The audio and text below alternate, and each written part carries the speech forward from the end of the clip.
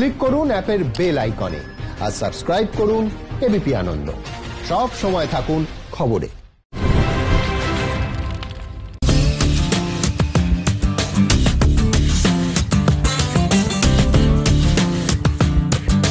নমস্কার, আমি সৌরশিনী এবং আজকে আমরা শুরু করতে চলেছি আপনার পাড়ায় তারকা অনুষ্ঠানটি। এবং আজকে আমরা এসে গেছি 93 ওয়ার্ড অর্থাৎ যোধপুর পার্কে। এখানে আমরা স্থানীয় বাসিন্দাদের সঙ্গে কথা বলবো, তাদের থেকে জেনে নেব যে এই গত 5 বছরে এলাকার উন্নয়ন কি হয়েছে না হয়নি, এবং জেনে নেব তাদের সমস্ত সমস্যার কথা। আসুন।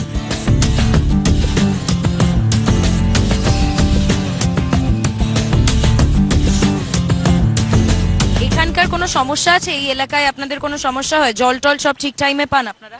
হ্যাঁ, ঠিক টাইমে পাই। মাঝে মাঝে একটু অসুবিধা হয়, যখন পরিষ্কার হয় ওইগুলোতে অসুবিধা হয়। কোনো কি মানে ঠিক টাইমে? আপনাদের তো সময় সময় জল আসে, তো প্রত্যেকদিন কি ঠিক সময় আসে জল? রেগুলার ঠিক টাইমে আসে জল। এখানে সমস্যা বলতে আমি প্রায় আসি, এই জলটা দেখি মানে একটা টাইম কল দিলে বলে ভালো হয়। যে ভাই জল নেয় নিচ্ছে, ওটা পরিষ্কার পরিচ্ছন্ন মনে হচ্ছে কি? এটা কল নয়, এটা হচ্ছে হাওয়া পাস করার জন্য এটা ব্যবস্থা। এবার এই জলটাই হচ্ছে সবাই নিচ্ছে, এছাড়া এখানে কল নেই। এটা যদি বন্ধ হয়ে যাবে তাহলে সব বন্ধ।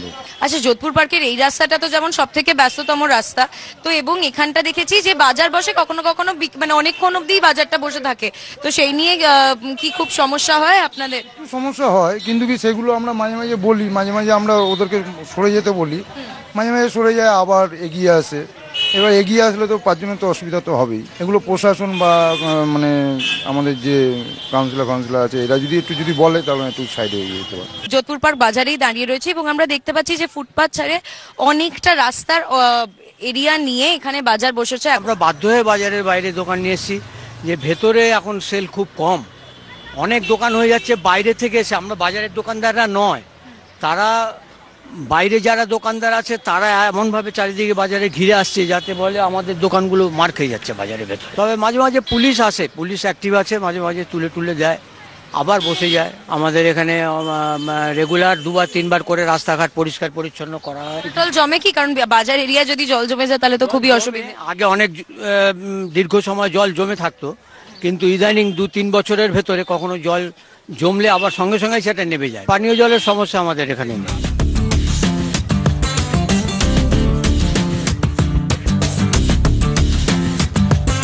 ও সরি, কি মুখে জল এসে গেল? তো তাহলে বুঝুন আমার এখানে দাঁড়িয়ে থাকতে কি কষ্টটাই না হচ্ছে আর কি লোভ হচ্ছে।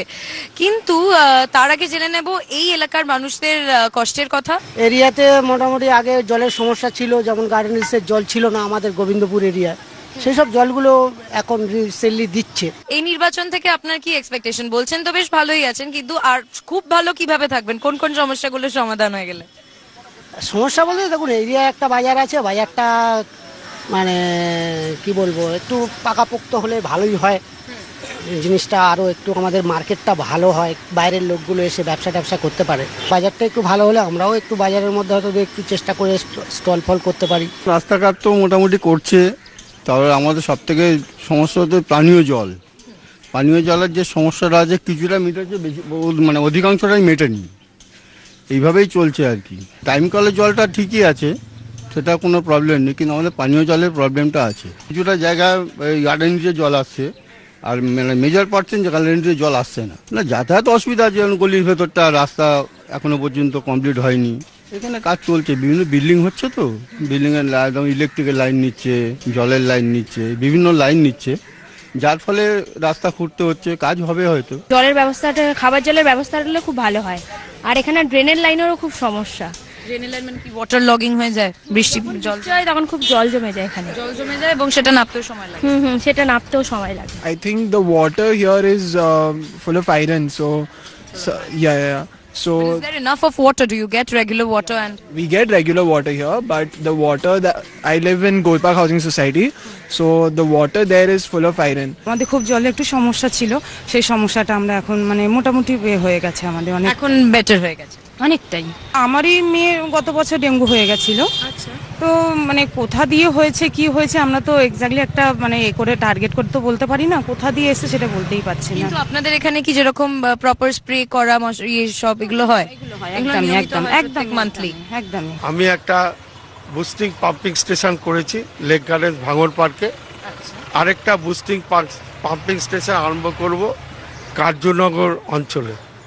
আমি দুটো কম্প্যাক্টার মেশিন বসেছি দু জায়গায়, একটা যোধপুর পার্কের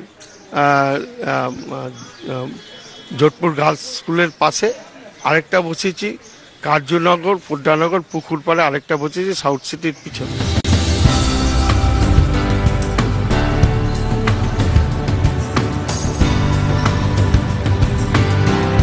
আমরা আজকে এখন হাঁটছিলাম এবং এখন আপনারা দেখতেই পাচ্ছেন যে আপনাদের চোখের সামনে রাস্তার ওপরেই ময়লা পড়ে রয়েছে এবং সেখানে কোনো ডাস্টবিনের কোনো নেই, ডাস্টবিন নেই, নোংরা, রাস্তাঘাটে নোংরা হয়ে থাকে একটু।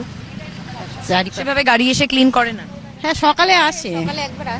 ডাস্টবিনের সমস্যা, ময়লাটা যে পড়বে একটা জায়গায় তাহলে খুব সুন্দর মানে ব্যবস্থা হয়। পাড়া প্রতিবেশী ছাড়াও বাইরেকার কিছু লোক ওই পথ দিয়ে যাচ্ছে, তারাও ফেলে চলে। তার মানে কোনো ফিক্স ডাস্টবিনের এই নেই যে ময়লা আপনারা ফেললেন তারা পরের দিন নিয়ে গেল কর্পোরেশন? আছে, সেটা কিন্তু ব্যবস্থা আছে, সেটা কিন্তু আসছে, কিন্তু তবুও কিছু প্রতিবেশী আছে যারা রাত্রির বেলা এসে ময়লাটা ফেলে দেয়, সকালবেলা গাড়িতে ব্যবহার করতে চায় না। আমরা যোধপুর পার্কে কোনো সমস্যা নেই, আমরা এলাকার লোকেরা আমরা খুব ভালোই থাকি, এখানকার লোকেরা খুবই শান্ত এবং শান্তিপ্রিয় মানুষ। আমাদের মধ্যে কোনো এমন কোনো মানে জিনিসই নেই যেটা আমরা চাই, খুব ভালো আছি। না, আরেকটা যেটা অনেকে বলছিলেন যে ডাস্টবিনের অভাব রয়েছে, তাই অনেক সময় ঠিকঠাক ক্লিন হয় না, বা ওয়াটার লগিং এর সমস্যাগুলো তো কোনো আছে না? ওয়াটার লগিং এর সমস্যা তেমন নেই, তবে হ্যাঁ ডাস্টবিন নেই আর একটু মশা আছে, সামনে লেক আছে, সেই জন্য একটু মশার ব্যাপার আছে, এছাড়া তেমন কোনো সমস্যা নেই। আমরা যদি নিজেরা সচেতন না হই তাহলে ডেঙ্গুকে মশাকে ধ্বংস করা যাবে না। বাড়িতে জলকে জমিয়ে রাখা যাবে না, যে জলটাকে বারবার ফেলে দিতে হবে। এই যে প্রক্রিয়াগুলি আমরা মানুষকে বলছি, সেটা যদি মানুষের অ্যাওয়ারনেসটা হয় তাহলে আশা করি ডেঙ্গুটা অনেক কমে গেছে আমাদের এখানে। যে গত বছরের তার আগের 2 বছর আগে যত মান্থলি যে প্রিকশন গুলো নেওয়া, যে স্প্রে গুলো করা, ওগুলো তো মানে কন্টিনিউ, এটা কন্টিনিউয়াস প্রসেস। এবং সারা বছর আমি 4টে মেশিন, আমাদের 2 সেট মেশিন, 4টে মেশিনের 2 সেটে আমরা সারা বছর ড্রেনের ময়লা আমরা নিষ্কাশন করি। যখন কোনো চোখে এসে যায় আমরা জেট কাপ সাকসেশন মেশিন এনে সেগুলি আমরা ক্লিয়ার করি। আমার হয়ে একজন খুদে জার্নালিস্ট কথা বলেছিল শীর্ষেন্দু মুখোপাধ্যায়ের সঙ্গে। আসুন দেখে নিই উনি কি বলেছিলেন, কি সমস্যার কথা বলেছেন। নমস্কার, আমি আয়েশা মুখার্জি, আর আজকে আমি চলে এসেছি শীর্ষেন্দু মুখোপাধ্যায় দাদুর বাড়িতে। তো চলুন ওনার সুবিধা আর অসুবিধার ব্যাপারে কথা বলি। আসুন।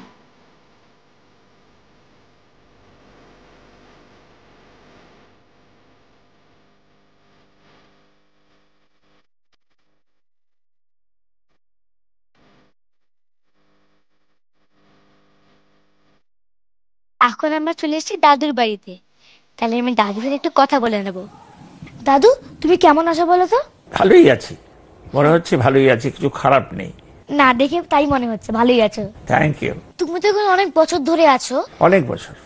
তো কি ডেভেলপমেন্ট বা ইমপ্রুভমেন্ট তুমি দেখেছো এখানে? এখানে যে পুরসভার কাজ হয়েছে সেটা কিছু খারাপ হয়নি, ভালোই হয়েছে। বিশেষ করে রাস্তাঘাটের অনেক রকম উন্নতি হয়েছে। আর একটা হয়েছে যে আবর্জনা ফেলার জন্য এখানে একটা এখন ওই কম্প্যাক্টার বসেছে, এবং যেটা ওই একটা দিকে খুব দুর্গন্ধ হতো সেটা এখন বন্ধ হয়েছে।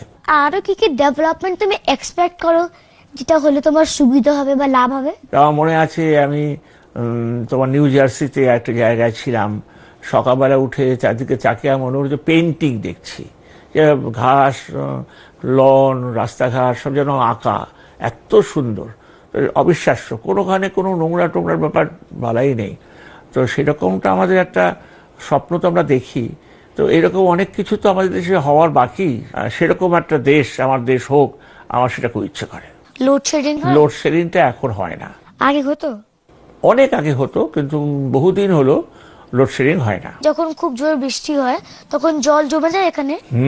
খুব যদি জোর বৃষ্টি হয় আমার রাস্তাটায় একটু জল জমে, তবে সেটা খুব বেশিক্ষণ থাকে না, সেটা হয়তো বা 1 ঘন্টা 2 ঘন্টা 3 ঘন্টা থাকে। জলের ব্যাপারে যা সমস্যা ছিল, পুরনো পাইপ চেঞ্জ করে নতুন পাইপলাইন করা, এছাড়া আমাদের অঞ্চলে যেখানে যেখানে লগিং প্রবলেম ছিল, গত 5 বছরে প্রায় কয়েক কোটি টাকার ড্রেনেজ সিস্টেম আমরা করেছি।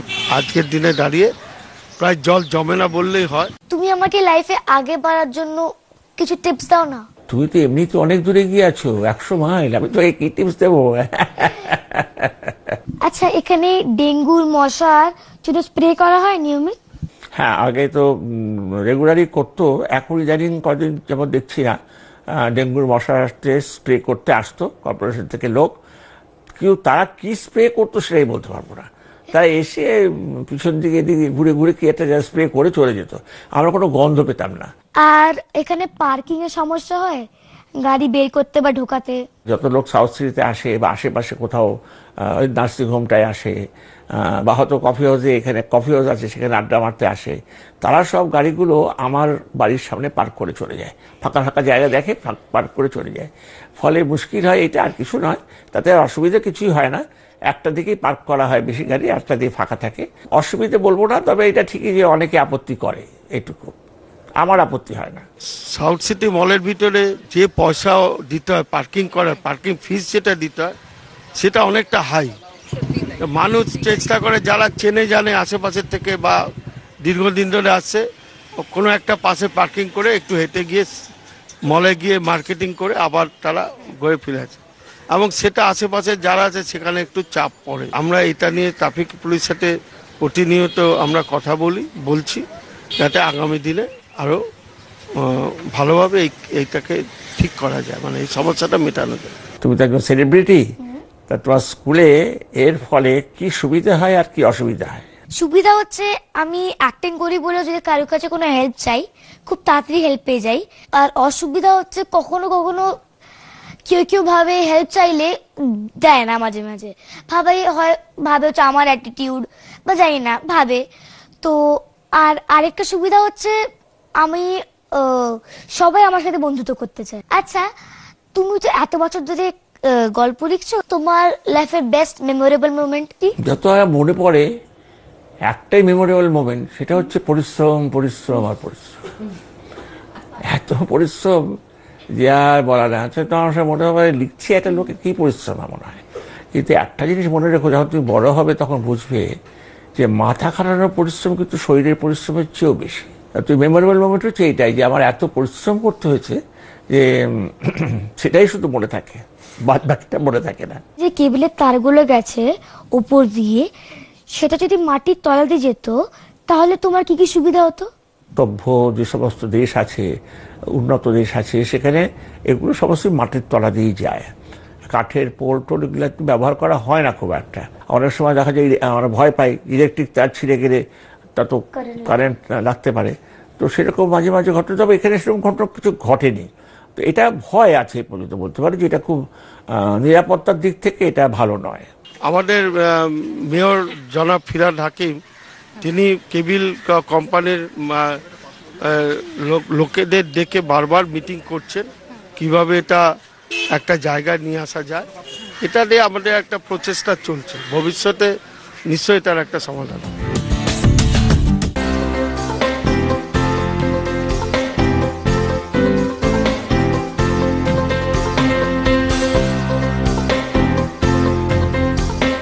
এই বস্তির অ্যাকচুয়ালি কতটা উন্নয়ন হয়েছে সেটা এখানকার বাসিন্দাদের সাথে কথা বলেই আমরা জেনে নেব আজকে। কোনো সমস্যা নেই, ঠিক আছে, সবকিছু ঠিক আছে। রাস্তাটা একটু চওড়া যদি হয়, গাড়িটা ঢুকতে পারে, সেরকম ব্যবস্থা করলে খুব ভালো হয়। যাতায়াতের রাস্তাটা সুবিধার চাই আমরা, এই জন্যই আমাদের মেন সমস্যা। রাস্তাটা দিয়ে তো গাড়ি আসতে ঢুকতে পারছে না, সরু এই যে বালতি চারিদিকে বালতি, সরু লোক চলতে পারে না। বিল্ডিং হলে একটা ডেভেলপটা হবে। আমার ওই ঘরের সমস্যা, কারণ ঘরটা আমার যদি সারাই করে দিতে পারছেন তাহলে আমরা খুব সুবিধা হচ্ছে। যেতেও পারছি না, সমস্ত ভেঙে গেছে। 10 দিন ধরে আমাদের এই রাস্তাটা আধা খামচা করে কাজ করে রেখে দিয়ে চলে গেছে, না আমরা চান টান করতে পারছি না কোনো কাজ করতে পারছি। 3টা এরকম গর্ত করে রেখেছে, কাজটা পুরোটা করছেই না, কি অবস্থা করে রেখেছে। হ্যাঁ, এরকম ভাবেই পড়ে রয়েছে, এখনো কোনো অ্যাকশন নেওয়া হচ্ছে না। সেই 15 ঘর এইটুকু জায়গার মধ্যে কোনো মাত্রা আমরা এই একটাই কল আছে আপনাদের? কল এদিকে নেই, ওই সাইডে আছে, বন্ধ করা আছে। এইদিকে কল নেই, 10 দিন ধরে বন্ধ হয়ে গেছে। 10 দিন ধরে বন্ধ। জল নিয়ে ঘর বাড়ি সব কিছু কষ্ট আছে। সরকার এই সব সুবিধা মানে কখন করে জানি না। আমরা গিয়েছিলাম, ওরা আসেনি। কালকে পার্টি অফিসে আমরা গিয়েছি, বলে আজকে আসবে, আসেনি। কি অবস্থা দেখুন, 15 দিন ধরে আমরা না বাথরুমে যেতে পারছি না কিছু করতে পারছি। ওই পারেই যাচ্ছি, অন্য লোকের কথা শুনতে হচ্ছে, রাগারাগি করছে, যেতে হচ্ছে, উপায় নেই, কি করব, লোকের এতে কি করব। জল দিচ্ছে না, বাধ্য হয়ে খাবার জল এসব নিয়ে আসতে হচ্ছে। যে কোনো মুহূর্তে যদি আগুন ধরে যায় কেউ বেরোনোর চান্স নেই, একদম কেউ বেরোতে পারবে না, সবাইকে মরতে হবে এইখানটায়। মানে এত ঘরগুলো এত ছোট ছোট, এত গিজি গিজি এক জিনিসপত্রে কোনো একটা সিলিন্ডার যদি বাস্ট করে পরপর করে সমস্ত সিলিন্ডার ধরে যাবে। প্রত্যেকটা বাড়িতে এখন গ্যাস, একটা সিলিন্ডার ধরে গেলে সমস্ত ধরে একদম মানে সমস্ত মরমর অবস্থা হয়ে যাবে। অন্য সময় যখন ধরুন কলটা আপনি করতে পারেন তখন কি ঠিক সময় জল আসে, আপনারা জল পান? জলটা আমরা ঠিক সময় পাই, হ্যাঁ হ্যাঁ জলটা আমরা ঠিক সময় পাই। একবার আসে। এই কলটা বন্ধ আছে সেটা কতদিন হলো? 15 দিন, 10-15 দিন। পরিষ্কার করা হয়? আপনাদের ময়লা টয়লা ফেলার জন্য জায়গা আছে? না, আমরা ওই বাইরে ফেলি বা আমরা প্যাকেটে করে নিয়ে যখন গাড়ি আসে গাড়িতে ঢেলে দিই। গাড়ি আসে, সেটা কখন শুধু একবারই আসে? সকালবেলা একবারই আসে, সকালবেলা 8টা-6টায় আসে, এখন 10টা পর্যন্ত বাইরে থাকে বা গলির ভিতরে ঢোকে। কোনো ডাস্টবিন মতো নেই যে ধরুন অন্য সময়? দূরে, অনেক দূরে। আমরা যারা এতটা প্রিভিলেজ তারা ছোট ছোট জিনিস নিয়ে কমপ্লেন করি, তাহলে এদের সমস্যাটা তো তার থেকে কত বড়।